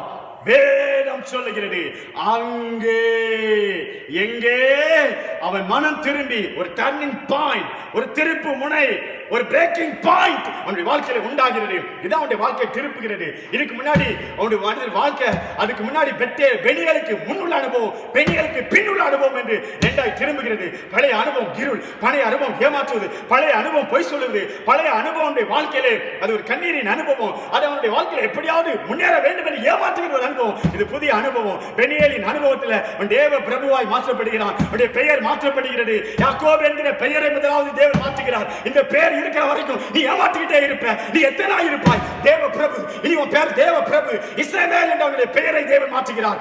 எத்தனை ஏமாற்றுகிறவனே, உன் பெயர் மாற்றப்படுகிறது. உன் பெயர் இனி இஸ்ரவேல், நீ தேவ பிரபு என்று ஆண்டவர் பெயரை மாற்றி ஆண்டவர் அவனை ஆசீர்வதிக்கிறார். பிரியமானவர்களே, பெனியேலின் அனுபவம் வாழ்க்கையை திருப்பு முனைக்கு கொண்டு வருகிறது. இந்த உலகமானது இரண்டா பிரிக்கப்பட்டிருக்கிறது.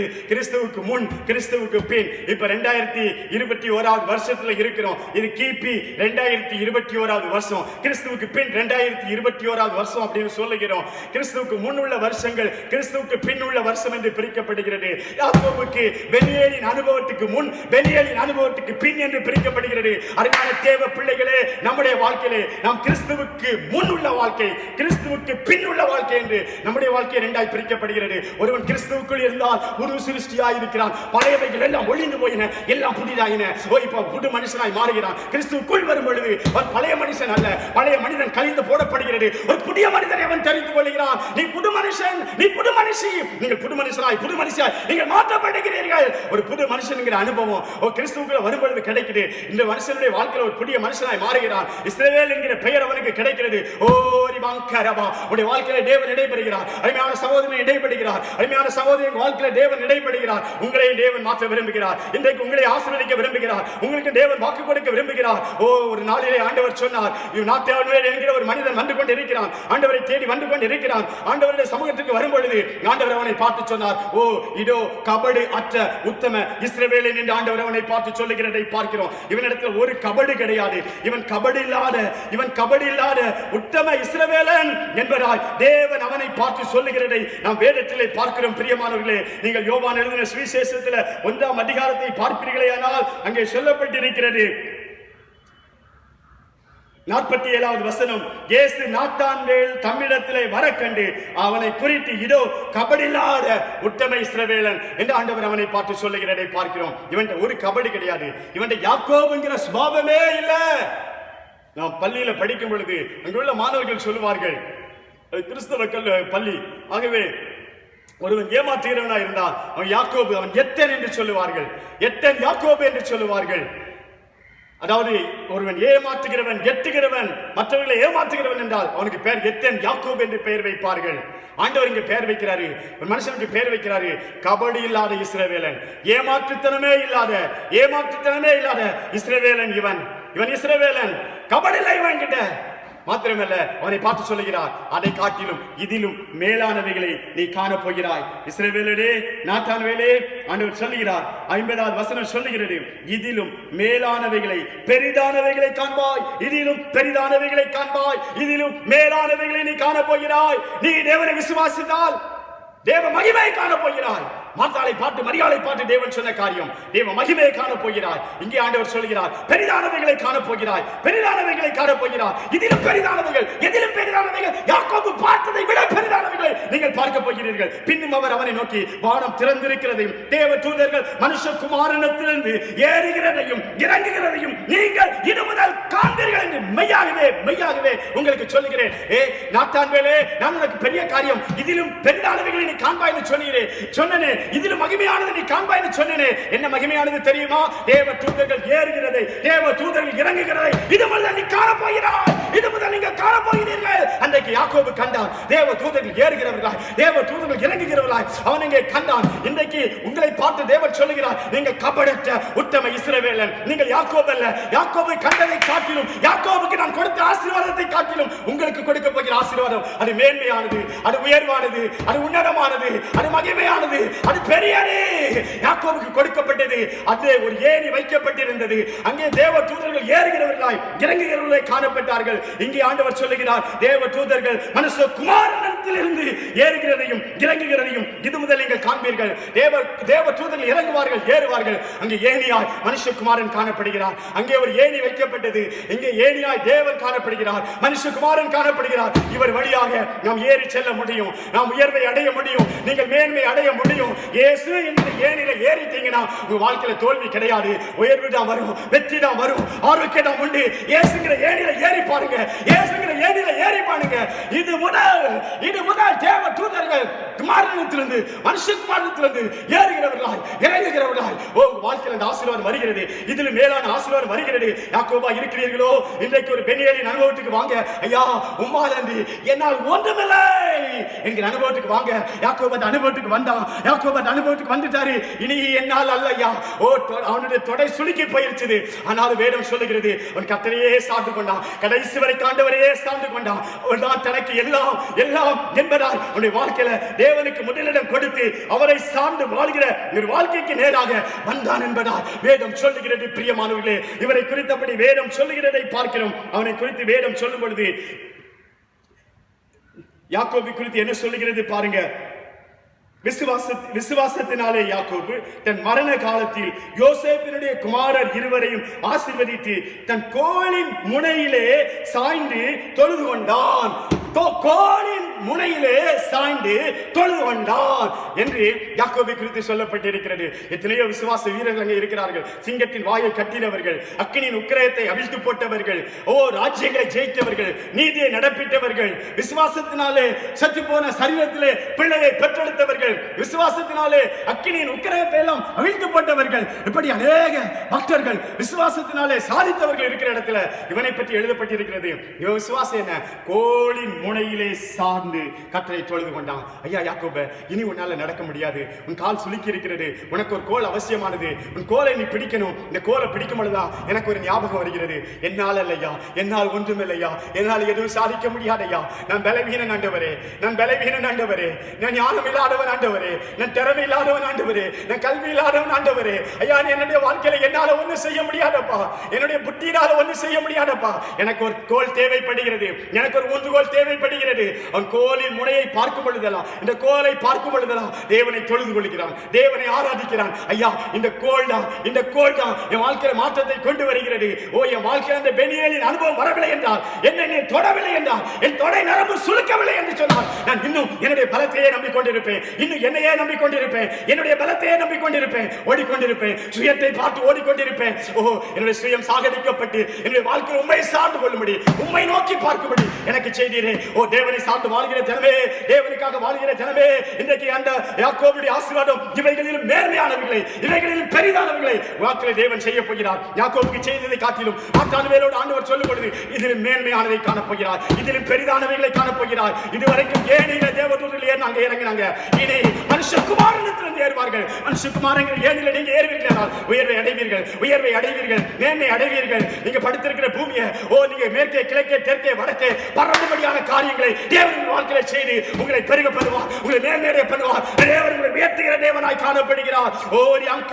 உபாகமத்தின் புஸ்தகத்தில் இப்படி சொல்லப்பட்டிருக்கிறது. உபாகமத்தின் புஸ்தகம் நீங்கள் படிப்பீர்களே ஆனால் உபாகமம் 32ஆம் அதிகாரத்தில் ஆண்டவர் சொல்லுகிறார், கர்த்தருடைய ஜனமே, அவருடைய பங்கு யாக்கோபு, அவருடைய சுதந்திர விதம் யாக்கோபை குறித்து ஆண்டவர் சொல்லுகிறார். அவனை பாலான நிலத்தில் போய்கிட்டு இருக்கிறான். வெற்றேலுங்கிற இடத்துல ராத்திரி வேளையில போய்கொண்டிருக்கும் பொழுது ஊளையிடுகிற வெறுமையான அவாந்திர வெளி, அங்க நரிகள் ஊளையிட்டுக் கொண்டிருந்தது. பயந்துதான் அவன் படுத்தான். அங்க அவனை தெரிந்தேன், அவனை கண்டுபிடித்தேன், அவனை நடத்தினேன், அவனை உணர்த்தினேன், அவனை தமது கண்மணியை போல அவர் காத்துக்கொண்டான் என்பதாய் வேதம் சொல்லுகிறது.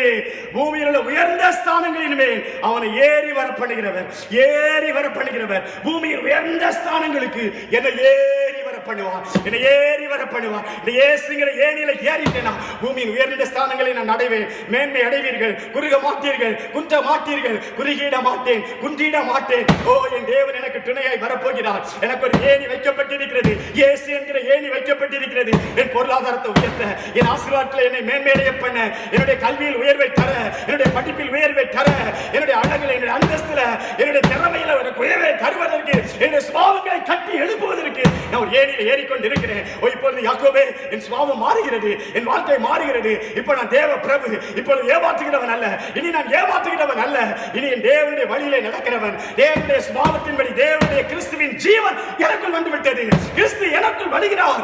இனி நான் தேவ பிரபு, இனி நான் தேவ பிரபு, இனி நான் ஏமாற்றுகிறவன் அல்ல, இனி நான் எத்தன் அல்ல, இனி என் வாழ்க்கையில அவரையே சார்ந்து கொள்கிறேன். கோலின் முனையிலே சார்ந்து கர்த்தரை தொழுது கொண்டார் என்று வேதம் சொல்லுகிறது.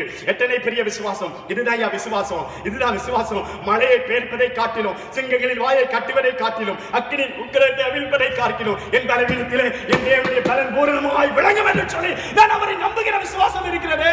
என்னால் ஒன்றுமில்லையா, என்னால் ஒன்றுமில்லையா, எனக்கு ஒரு சின்ன காரியமானாலும் நீங்க தான் தெரியணும், பெரிய காரியமானாலும் நீங்க தான் செய்யணும்யா அப்படின்னு சொல்லி என்றைக்கு ஒரு மனிதன் ஆண்டவரை சார்ந்து வாழ்கிறானோ அவன் ஒரு பெரிய விசுவாசி. அவனை தேவன் கனப்படுத்துகிறார். அவனிலே தன்னுடைய சுபாவத்தை கட்டி எழுப்ப ஆசைப்படுகிறார். அவனை கொண்டு கர்த்தர் பெரிய காரியங்களை செய்ய முடியும். அவனை விசுவாச வீரனாய் தேவன் மாற்றுகிறதை நம் வேதத்திலே பார்க்கிறோம். பிரியமானவர்களே, தேவ தூதர்கள் ஏறுவார்கள், தேவ தூதர்கள் இறங்குவார்கள். இயேசுவின் வாழ்க்கையோடு எத்தனையோ தேவ தூதர்கள் பிறப்பிலே, நம்முடைய ஊழியத்தின் ஆரம்பத்திலே தேவ தூதர்கள் பணிவிடை செய்ய, தேவ தூதர்கள் அவரை பலப்படுத்த, உடைய வாழ்க்கையில தேவ தூதர்கள் தேவன் வைத்திருக்கிறார். எபிரேயர் சொல்லுகிறது பணிவிடை ஆவிகளாக.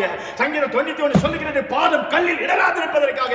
34 சொல்லப்பட்டிருக்கிறது அவர்கள் நம்மை சுற்றிலும் அவர்கள் பாளையம் இறங்கி இருக்கிறார்கள். தேவ தூதர்கள் நம்மை சுற்றிலும் பாளையம் இறங்கி இருக்கிறார்கள். இந்த பாதுகாப்பு உங்களுக்கு உண்டு, இந்த மேன்மையான ஆசீர்வாதம் உங்களுக்கு உண்டு, யாக்கோபின் ஆசீர்வாதம் உங்களுக்கு உண்டு. மேற்கே பரம்புவீர்கள், கிழக்கே பரம்புவீர்கள், வடக்கே தெற்கே பரம்புவீர்கள், கூடாரத்தின் இடத்தை விசாலமாக்குவீர்கள். தேவரீரனை ஆசீர்வதித்து என் எல்லையை பெரிதாக்கி தீங்கனை துக்கப்படுத்தாதபடி அதுக்கனை விலைக்கு காத்துக்கொள்ளும் என்று ஜெபித்த யாபேசை போல ஜெபிக்க போகிறீர்கள். தேவன் உங்களை உயர்த்த போகிறார், உங்கள் சுபாவத்தை கட்டியெழுப்ப போகிறார். இருள் மறைகிறது, இருள் மறைகிறது, வெளிச்சம் உண்டாகிறது. தேவரீரின் விளக்கையா இந்த யாக்கோபுடைய வாழ்க்கையில விளக்காய் இருந்தார், வெளிச்சமாக இருந்தார். அவனை வெளிச்சத்தை நோக்கி நடத்தினார். இருளான வாழ்க்கை தான், கரடுமுரடான வாழ்க்கை தான், ஏமாற்றுகிற வாழ்க்கை தான். அதை தேவன் மாற்றினாரே.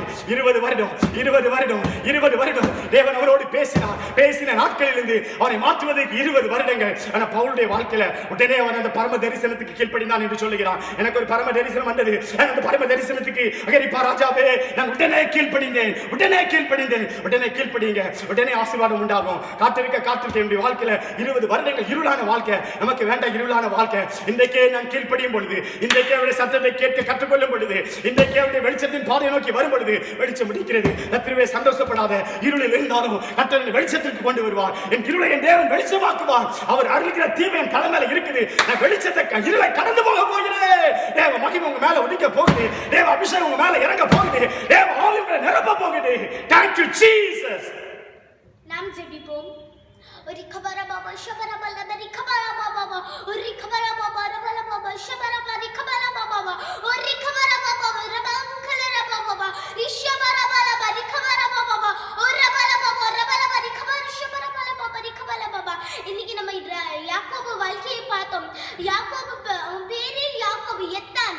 அந்த நாட்டுல இப்போ நம்ம இந்த தமிழ்ல நம்ம சொல்றோம் எத்தான், எத்தானா ஏமாத்துறவர். ஆனா அந்த நாட்டுல யாக்கோபுனா ஏமாத்துறவர். அவன் பேரே ஏமாத்துறவர். அவன் மற்றவங்களை ஏமாத்துவான். அவன் ஏமாத்தினா எல்லாம் பண்ணுவான். அவன் சொந்த அப்பாவை ஏமாத்த, அவன் சொந்த தகப்பனை ஏமாத்தி ஆசீர்வாதம் வாங்கின யாக்கோபு இது. அவன் வாழ்க்கை இருள் ஆயிடுச்சு. அவன் வாழ்க்கையே இருள். அவன் வெளிச்சத்தை பார்த்ததே இல்லை. அவன் உண்மையான வெளிச்சத்தை பார்த்ததே இல்லை. அவன் என்ன பண்ணா, அவன் அந்த அவன் தூங்கும் போது, அவன் அந்த கல்லுல தூங்கும் போது அவன் இதை பார்த்தான். அவன் பெத்தேல்ல இருந்து அவன் மாமா வீட்டுக்கு போனான். அவன் வீட்டுல அந்த மாமா வீட்டுல இருக்கும் போது அவன் ஃபுல்லா இருள் தான். அவன் இருளா தான் காணா. அவன் உண்மையான வெளிச்சத்தை அவன் பார்க்கல, வெறும் இருள் தான். ஏன் அவன் 7 வருஷம் அவன் சொந்த மாமா கிட்டேயே அவன் ஏமாந்துட்டான். அவன் மற்றவங்களை ஏமாத்தான். ஆனா இந்த வாட்டி அவன் மாமா கிட்டே ஏமாந்துட்டான். இன்னைக்கு என்ன பண்ண அவன் அவங்க அந்த மாமா வீட்டுல இருக்கும் போது ஒரே கண்ணீர் விடுப்பான். சோதனையா இருந்திருப்பான். அவன் 7 வருஷம் வேலை செய்யும் போது அங்க சூரியன் வந்திருக்கும். அது அவனோட ஃபுல்லா இது அவனோட கையெல்லாம் அவ்வளோ ஹாட்டா இருக்கு. ரொம்ப கஷ்டமா இருக்கு. இந்த சூழ்நிலையில அவன் வேலை செஞ்சுட்டு இருக்கான். ராத்திரி ஆகும்போது அவனுக்கு குளிர் எங்கேயும் இருக்காது. ரொம்ப ரொம்ப குளிரும். அந்த நேரத்துல காலையில இருந்தா அவனுக்கு ரொம்ப எல்லாம் அந்த சன் அவன் மேல இருக்கும்போது, இந்த காலத்துல சன்ஸ்கிரீம் இருக்கிற மாதிரி அந்த காலத்துல இல்ல. அவன் ஃபுல்லா அப்படியே அவன் உடம்பெல்லாம் அப்படியே போயிருக்கும். ஆனா ராத்திரி ஆகும்போது அவன் ரொம்ப குளிரும். அந்த அப்படியே இருளாச்சு. அவன் கஷ்டப்படுவான், அவன் கண்ணீர் விடுவான். அவன் நேசத்த பெண் கிடைக்கிறதுக்கு அவன் 7 வருஷம் வருஷம் வேலை செய்யணும். அண்ணே ஏமாந்துட்டான். அவன் லேஹே அந்த மாமா லேஹேல தான் சொன்னாங்க. ஆனா திருப்பியும் 7 வருஷம் பண்ண. அவன் கடினமா உழைச்சான். அந்த அந்த இருள்ல இருந்து அந்த மாமா வீடு தான் அவனுக்கு இருளா காணப்பட்டுச்சு. அந்த இருள்ல இருந்து அவன் வெளியேறும்போது, அந்த இருள்ல இருந்து அவன் வெளியே வரும்போது அவன் ஒரு உண்மையான வெளிச்சத்தை காண, உண்மையான ஒரு வெளிச்சத்தை காணா. அவன் இந்த மாமா வீட்டு அந்த இருள்ல இருந்து பெனியலுக்கு வரும்போது ஒரு வெளிச்சத்தை காணான். ஒரு வெளிச்சத்தை காண, உண்மையான வெளிச்சம் எதுன்னு காணான். இயேசு கிட்ட போராடினான். அவன் காலெல்லாம் அவர் இரும்பெல்லாம் அப்படியே ஆயிட்டு. அவனோட கால்ல இருக்கிற அந்த சதை அப்படியே உருகிட்டு. அவனால ஒண்ணு பண்ணல. கால் வலிக்க ஆரம்பிச்சுட்டு. ஆனாலும் அவன் போல. அவன் நான் ஏமாந்து என்னால் முடியலன்னு அவன் இல்லை. அவன் இன்னும் ட்ரை பண்ணா. இல்ல எனக்கு ஆசீர்வாதம் தந்துட்டு தான் போகணும்னு சொன்னா. எனக்கு நீங்க ஆசீர்வாதிச்சு தான் போகணும். நீங்க போயிடக்கூடாது. என்னை விட்டு போயிடக்கூடாது. என்னை ஆசீர்வதிக்கிறோம். அவன் போராடினா. இயேசு கிட்ட அவன் போராடும் போது என்ன ஆச்சுன்னா, ஏசப்பா சொன்னாங்க நீ ஜெயிச்சிட்ட. அவன் தோக்கலன்னு சொல்லல. அவன் காலை அப்படி ஆயிட்டு அவனோட கால் ஃபுல்லா அப்படியே வலிக்க ஆரம்பிச்சு. நீ தோத்துட்டான்னு சொல்லல, நீ ஜெயிச்சிட்டான்னு சொன்னாங்க. அவ ஏசப்பா கேட்டா அவன் பேர் என்ன? அவன் ஈசான்னு சொல்லல. இல்லைன்னா வேற எந்த பேர்? அவன் தகப்பனை ஏமாத்தின மாட்டி, இயேசுவை ஏமாத்தல. அவன் தகப்பனை ஏமாத்தி இருக்கலாம். ஆனா ஏசப்பா ஏமாத்தான். சொன்ன என் பேர் யாக்கோபு. நான் எத்தான். நான் மற்றவங்களை ஏமாத்துவேன். நான் எல்லாரையும் ஏமாத்த மனுஷன். என் பேரே ஏமாத்து அத்தான். நான் எல்லாரையும் ஏமாத்துற ஒரு மனுஷன் தான். ஆனா ஏசப்பா அப்படி விட்டுறல. இனி நீ அவன் ஏசப்பா ஃபர்ஸ்ட் 20 இயர்ஸா யாக்கோபு கிட்ட போறாங்க. இது இப்படி வந்துருன்னு இன்னைக்கு சொன்னாங்க. இனிமே உன் பேர் யாக்கோபு கிடையாது. இனிமே பேர் இஸ்ரவேல். இன்னைக்கு ஒருவேளை நீங்களும் உங்க வாழ்க்கையில இருள்ல இருக்குதா? இருள்ல இருக்கீங்களா? நீங்களும் இருள்ல இருக்கீங்களா? இந்த நேரத்துல இப்போ நீங்க உங்க வாழ்க்கையும் இருள்ல இருக்குதா? இருள்ல இருக்கீங்களா? வெளிச்சமே பார்க்கலையா? ஒருவேளை சண்டை பட்டுப்பீங்க. ஆனா உண்மையான வெளிச்சம் எது? உண்மையான இருள் எது அப்படின்னு நீங்க இருள்ல இருந்துட்டு வெளிச்சத்துக்குள்ள போல. அப்படியே நான் இன்னைக்கு நீங்க வெளிச்சத்துல போறீங்க. இன்னைக்கு நீங்க வெளிச்சத்துக்கு போகணும். இன்னைக்கு நீங்க வெளிச்சத்துக்கு போறீங்க. இன்னைக்கு யாக்கோபு எப்படி வெளிச்சத்துக்கு போனாலும் இருள்ல இருந்து வெளிச்சத்துக்கு போனாலும் இன்னைக்கு உங்க வாழ்க்கையிலும் இருள்ல இருந்து வெளிச்சத்துக்கு நீங்க மாற போறீங்க. இன்னைக்கு உங்க பேர் இஸ்ரவேல். இனிமே உங்க பேரு இனிமே நீங்க யாக்கோபு கிடையாது. இனிமே ஏசப்பா சொன்னாங்க இனிமே உன் பேர் யாக்கோபு கிடையாது. இனிமே நீ இஸ்ரவேல் அப்படின்னு சொன்னாங்க. இனிமே நீ என்னோட மனுஷன், நீ தேவனுடைய மனுஷன் சொன்னாங்க. இனிமே அவன் பேர் யாக்கோபா இல்ல. இனிமே அவன் பேர் இஸ்ரவேல். அவன் ஏசப்பா நாத்தான் கிட்ட சொல்லும் போது இதோ இஸ்ரவேல் கபடு இல்லாத மனுஷன். இன்னைக்கு உங்களை ஏசப்பா எப்படி கூப்பிடுறாங்க? யாக்கோபு கபடற்ற மனுஷனா இல்ல இஸ்ரவேல் கபடு இல்லாத மனுஷனா? இன்னைக்கு அவன் முதல்ல யாக்கோபா காணா. ஆனா இப்ப இஸ்ரவேலா காண. இஸ்ரவேல் கபடு இல்லாத மனுஷனாய் அவன் பேர் மாற்றப்பட்டுட்டு. ஃபர்ஸ்ட் அவன் கபடு செஞ்சா. ஆனா ஒரு பேரே அவன் கபடு செஞ்சா. ஆனா ஏசப்பா கிட்ட வரும்போது அவன் கபடு இல்லாத மனுஷனாய் மாறா. இன்னைக்கும் நீங்க ஒரு வேலை இருந்தா இன்னைக்கு ஏசப்பா உங்களை எப்படி கூப்பிடுவாங்க? கபடு இல்ல யாக்கோபு கபடு இல்ல மனுஷனா இல்ல இஸ்ரவேல் கபடு இல்லாத மனுஷனா? ஏசப்பா உங்களை எப்படி கூப்பிடுவாங்க? இன்னைக்கு நீங்க இஸ்ரவேல் கபடு இல்லாத மனுஷனா இருக்கும் போது, இஸ்ரவேல் கபடு இல்லாத மனுஷன் உங்களை பார்த்து அழைக்கும் போது நீங்க ஏசப்பா உங்களுக்காக செயல்படுவார். இன்னைக்கு ஒருவேளை நீங்க கவலைப்பட்டுட்டு இருக்கீங்களா? என்ன பண்ணணும்னு தெரியல அப்படின்னு ஒருவேளை நீங்க யாக்கோபு மாதிரி இருக்கலாம். நீங்க யாக்கோபு வாழ்க்கையில பார்க்கும்போது யாக்கோபு மாதிரி நீங்க இருள்ல இருக்கலாம். இன்னைக்கு வெளிச்சத்துல மாட்டீங்க. இன்னைக்கு நீங்க இஸ்ரவேல் கபடு இல்லாத மனுஷன் வரும்போது ஏசப்பா உங்களுக்காக செயல்படுறாங்க. இன்னைக்கு உங்களுக்காக ஒரு பெரிய பெரிய பெரிய அற்புதங்கள் நடக்கும். இன்னைக்கு யாக்கோபுக்காக ஏசப்பா என்ன செஞ்சாங்களோ அதே இன்னைக்கு அதுவும் பல மடங்கு எனக்கு செய்ய போறாங்க. உங்களுக்காக தூதர்கள் அனுப்பப்பட்டிருக்கிறது.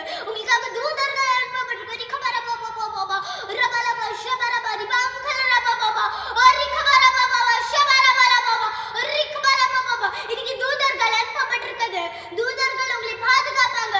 தூதர்கள் உங்களை தூக்கிட்டு போவாங்க. எந்த கல்லும் உங்க கால்ல படக்கூடாது. இல்லைன்னா எந்த கல்லும் உங்க மேல இருக்கக்கூடாது. உங்களை தூக்கிட்டு போவாங்க. எந்த கல்லு படாமல பார்த்துக்கொள்வாங்க. இன்னைக்கு தூதர்கள் உங்களை ப்ரொடெக்ட் பண்ணுவாங்க. தூதர்கள் உங்களுக்காக இருக்காங்க. எந்த இது வந்தாலும் தூதர்கள் ஏசப்பா உங்களுக்காக தூதர்கள் அனுப்பி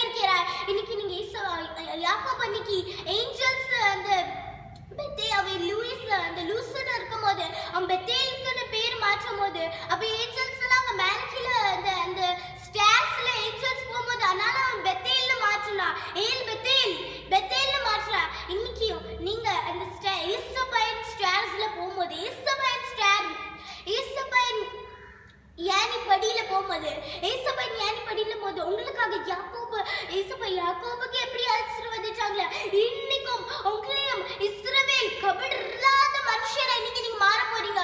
ஒருவேளை இதுக்கு முன்னாடி நீங்க கபடு இல்ல மனுஷனா இருந்திருக்கலாம், கபடு இருந்த மனுஷனா இருந்திருக்கலாம், யாக்கோப் மாதிரி இருந்திருக்கலாம், இருள காணப்பட்டிருக்கலாம். ஆனா இனிமே நீங்க ஆண்டவரோட மனுஷன், இயேசுவின்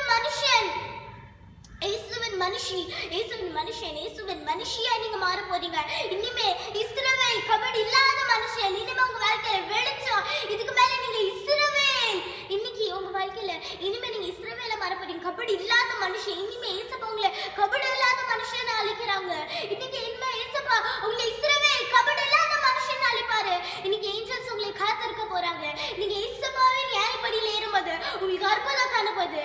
ஏசப்பா இந்த நாளில் நாங்க இருக்கிறோம்ப்பா, அந்த நாள்ல நாங்க முடிக்கும் போது ஒரு சந்தோஷத்தையும் நாங்க ஏசப்பா ஒரு இருள இந்த வாழ்க்கையில இருந்தா இனி வெளிச்சத்துல இருக்கணும்ப்பா.